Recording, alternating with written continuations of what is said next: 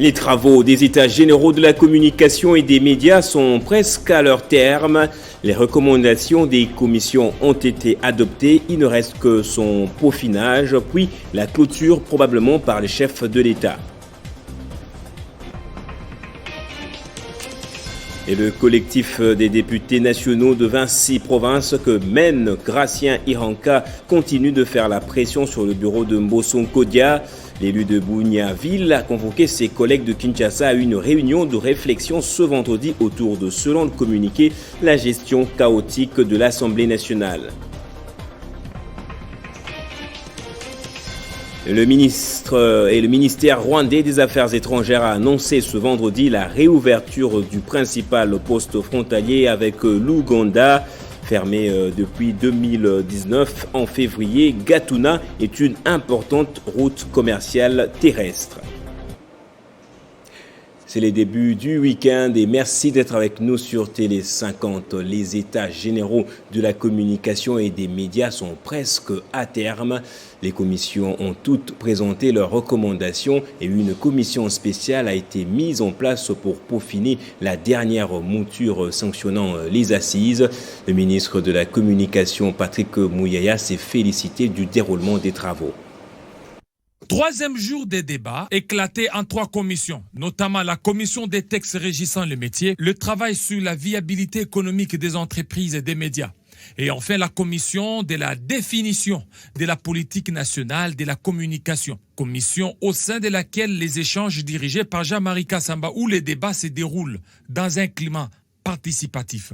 Plusieurs déficits et faiblesses dans la politique de communication institutionnelle, notamment les verrouillages et discriminations d'accès aux sources officielles d'information, la faible disponibilité des canaux officiels sur l'ensemble du territoire national, aussi la faible utilisation des médias communautaires. Et parmi les recommandations phares de la politique nationale, c'est celle de créer et faire la promotion afin de corriger l'image immatérielle de l'État, contrairement à l'image de la guerre, corruption et autres mots collés à la République démocratique du Congo. Par ailleurs, mettre en place un portail Internet labellisé de tous les ministères et structures de l'État.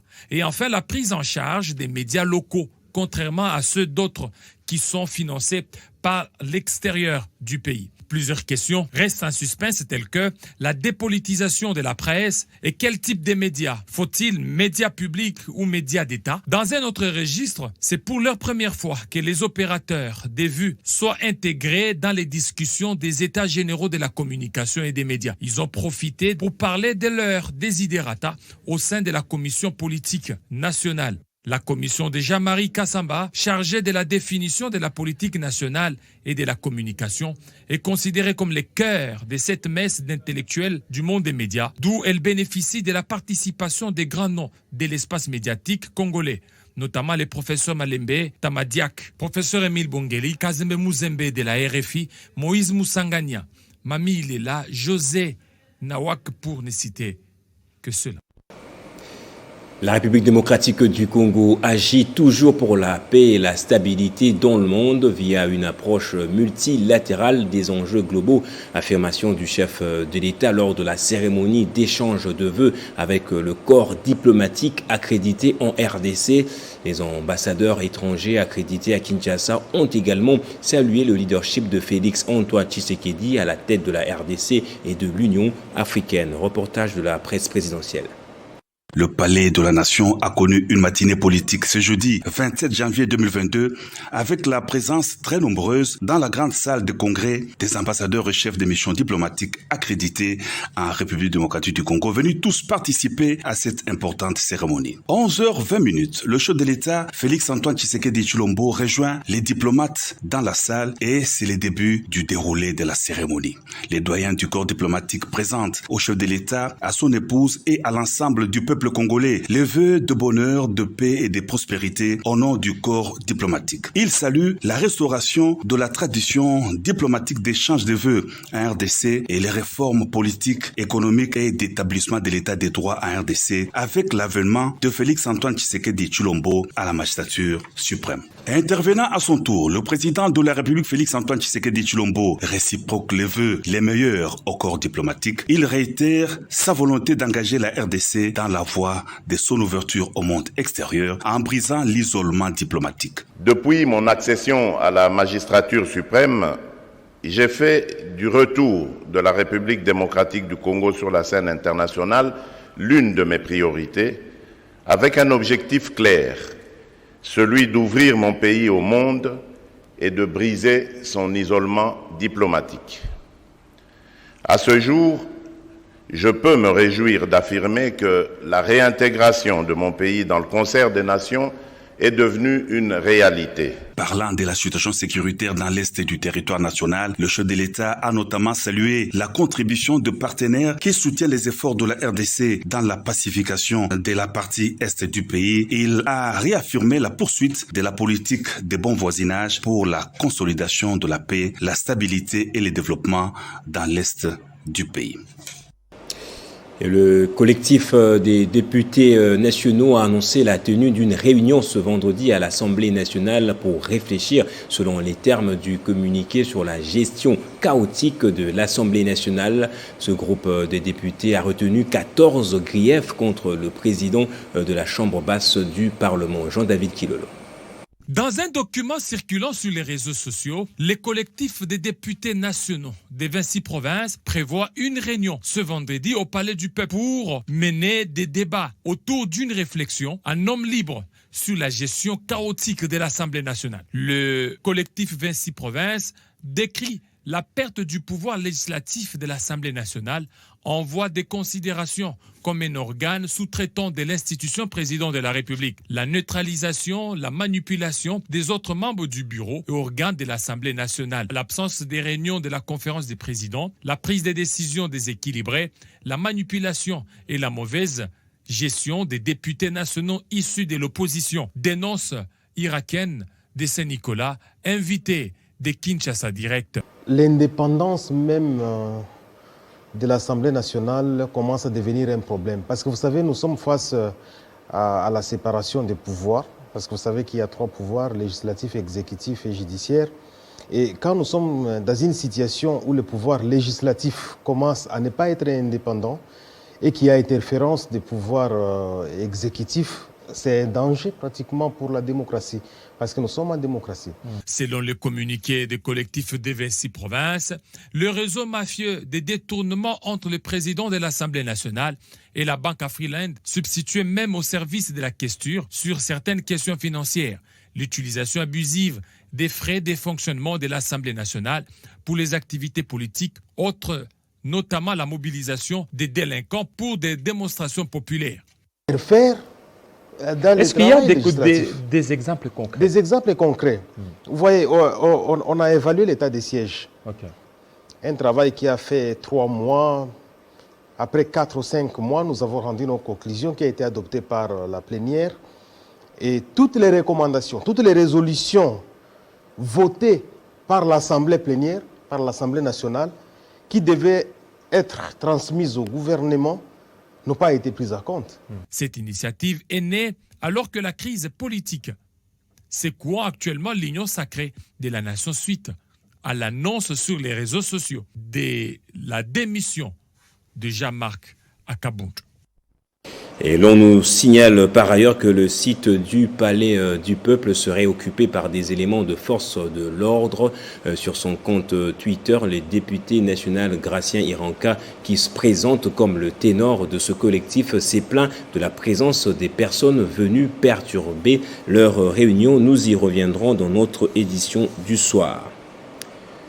Jean-Mabi Mulumba, c'est le nouveau directeur général du Bureau central d'études de coordination BCECO en sigle, fils du professeur et ancien Premier ministre Mabi Mulumba. Il est spécialiste de la gouvernance à la Banque mondiale. De son côté, Deogracias Mutombo, ancien gouverneur de la Banque centrale du Congo, va occuper le poste de président du conseil d'administration de l'autorité de régulation et de contrôle des assurances en RDC, ARCA en sigle. L'ordonnance présidentielle a été signée mardi et rendue publique hier jeudi à la RTNC. Et un mot en sécurité, la situation est relativement calme ce vendredi à Rougari et Niessissi dans les groupements Rougari et Kisigari en territoire de Rutshuru dans le Nord Kivu. Les deux villages étaient depuis le lundi 24 janvier le théâtre d'attaques et d'affrontements entre l'armée et les rebelles présumés du M23, causant ainsi la fuite de centaines de ménages.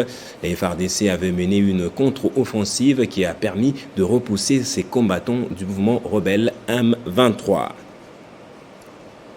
C'est un grand coup diplomatique que vient de réussir le fils du président Museveni, le lieutenant général Muhoozi. Le Rwanda a annoncé ce vendredi de rouvrir dans 3 jours le poste frontalier de Gatuna, et ce, après la rencontre entre le chef de l'armée de terre ougandaise et le président Kagame. Cette frontière avait été fermée en 2019 par le Rwanda suite à des tensions politiques et sécuritaires entre les deux pays. La frontière avait été fermée en raison de la crise politique et sécuritaire entre les deux pays. La décision fait suite à la récente visite du chef d'état-major de l'armée de terre ougandaise, le lieutenant-général Muhoozi Kainerugaba à Kigali, où il a rencontré le président Kagame. Le fils du président Museveni vient donc de résoudre un problème diplomatique qui n'a que trop duré entre les deux nations. Les deux pays s'accusaient mutuellement d'ingérence politique et d'espionnage. La réouverture de la frontière interviendra le 31 janvier 2022. En 2019, Kigali avait fait fermer brusquement le poste frontalier, coupant ainsi une importante route par où passaient de nombreuses marchandises dans un contexte de tensions croissantes. Le Rwanda a accusé son voisin d'enlever ses ressortissants et de soutenir des rebelles cherchant à renverser le pouvoir de Kagame. Kampala avait rétorqué en accusant à son tour le Rwanda d'espionnage et d'avoir tué 2 hommes lors d'une incursion sur son territoire en mai 2019. Une accusation qu'avait contestée le Rwanda. Peu après la rencontre au Rwanda, Yoweri Museveni avait annoncé le mercredi le remplacement du chef du renseignement militaire, Abel Kandiho, en poste depuis 2017 et accusé par le Rwanda de collaborer avec les dissidents pour enlever des citoyens rwandais en Ouganda. Le Rwanda estime que l'annonce de ce vendredi contribuera à la normalisation rapide des relations. L'Ouganda, de son côté, n'a émis aucun commentaire. Le gouvernement ougandais s'est contenté de relayer le communiqué rwandais sur ses comptes officiels Twitter. Et le coup d'État militaire qui a renversé le président Christian Kaboré continue de préoccuper les États de la sous-région. Les chefs d'État ouest-africains, membres de la CEDEAO, se réunissent ce vendredi dans un sommet extraordinaire qui pourrait déboucher sur des sanctions pour le pays et les dirigeants putschistes. À la veille de ce sommet, le leader de la junte au pouvoir a déclaré que son pays a plus besoin de ses partenaires pour sortir de la crise. Récit de Rufus Lukanga. Comme ils l'ont fait pour le Mali et la Guinée, les chefs d'État ouest-africains se réunissent ce vendredi afin de statuer sur le sort du Burkina Faso dans les instances de la CEDEAO. Comme toujours en pareil cas, ces sommets extraordinaires devaient donc permettre de nommer un émissaire et d'acter son envoi rapide sur place d'une mission d'observation avec comme objectif connaître les intentions des militaires burkinabés avant d'éventuelles mesures ou carrément sanctionner directement. Toutefois, certains chefs d'État hésitent avant même le début de ces sommets virtuels de sanctionner sévèrement les putschistes burkinabés, et c'est après des réactions populaires suscitées par des mesures prises début janvier contre la junte malienne. Malgré les appels au calme de la communauté régionale et internationale et au respect de la légalité constitutionnelle, la prise du pouvoir militaire a été confirmée dernièrement par le mutin après la démission du président Christian Kaboré, obtenue sous la menace, l'intimidation et la pression des militaires. À la veille de ces sommets de la CEDEAO, le chef de la junte, le lieutenant-colonel Paul-Henri Damiba, s'est exprimé pour la première fois à la télévision publique depuis le renversement de Kaboré, en déclarant que l'ordre constitutionnel sera rétabli au Burkina Faso quand les conditions seront réunies, sans toutefois préciser l'agenda. Il a également lancé un appel à la communauté internationale d'accompagner le Burkina Faso afin qu'il puisse sortir le plus rapidement possible de cette crise, car, explique-t-il, son pays a plus que jamais besoin de ses partenaires.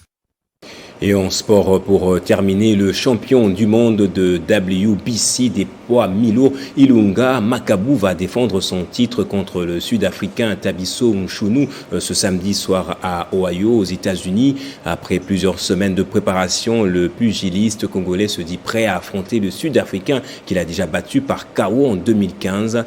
Pendant ce temps, l'entraîneur de junior Ilunga Makabu est encore à Kinshasa pour n'avoir pas obtenu de visa à l'ambassade des États-Unis alors que toutes les formalités auraient été remplies. C'est un combat que Junior Ilunga Makabu veut à tout prix gagner pour conserver la ceinture qu'il détient depuis le 31 janvier 2020, après sa victoire face au Polonais Michael Cieslak et un autre succès devant Olan Rewaju Rodola au mois de décembre de la même année. C'est avec beaucoup de détermination que les natifs de Kananga veut affronter le Sud-Africain Thabiso Mchunu, qu'il a déjà battu par KO au 11e round le 16 mai 2015 à Durban dans le cadre des éliminatoires mondiales de la version WBC. 7 ans après, Thabiso Mchunu, détenteur du titre WBC Silver Cruiserweight, depuis 2021 veut prendre sa revanche sur les Congolais et voir comment affronter d'autres grands. Celui qu'on surnomme The Rock est beaucoup plus défensif en poids croisé avec sa main gauche et invaincu en 4 combats depuis 2018 à la World Boxing Council. Face au Léopard Junior Ilunga Makabu, les Sud-Africains doivent s'attendre à un morceau dur puisque Makabu compte 28 victoires dans son actif, dont 25 par KO en 30 combats livrés. En conférence de presse jeudi à Oyo, le pugiliste congolais a reconnu la progression de son adversaire à qui il a souhaité sportivement bon succès. Les chances de Makabu dans ce combat risquent de s'amoindrir en cas d'absence de son entraîneur qui était encore à Kinshasa mercredi 26 janvier pour n'avoir pas obtenu de visa à l'ambassade des USA alors que toutes les formalités seraient remplies. En cas d'une victoire face à Thabiso Mchunu, Junior Ilunga Makabu aura plus de chances d'affronter Saúl Canelo Alvarez. Le Mexicain a déjà ciblé Makabu comme adversaire après son audacieux passage à la division Cruiserweight. Place au rappel des titres à présent. Les travaux des États généraux de la communication et des médias sont presque à leur terme. Les recommandations des commissions ont été adoptées. Il ne reste que son peaufinage, puis la clôture probablement par le chef de l'État. Et le collectif des députés nationaux de 26 provinces que mène Gratien Iranka continue de faire la pression sur le bureau de Mbosso. L'élu de Bunyaville a convoqué ses collègues de Kinshasa à une réunion de réflexion ce vendredi autour de, selon le communiqué, la gestion chaotique de l'Assemblée nationale. En Afrique, le ministère rwandais des Affaires étrangères a annoncé ce vendredi la réouverture du principal poste frontalier avec l'Ouganda. Fermé depuis février 2019, Gatuna est une importante route commerciale terrestre. Et c'est la fin de ce journal. Merci infiniment de l'avoir suivi. Très bonne suite de programmes sur Télé 50.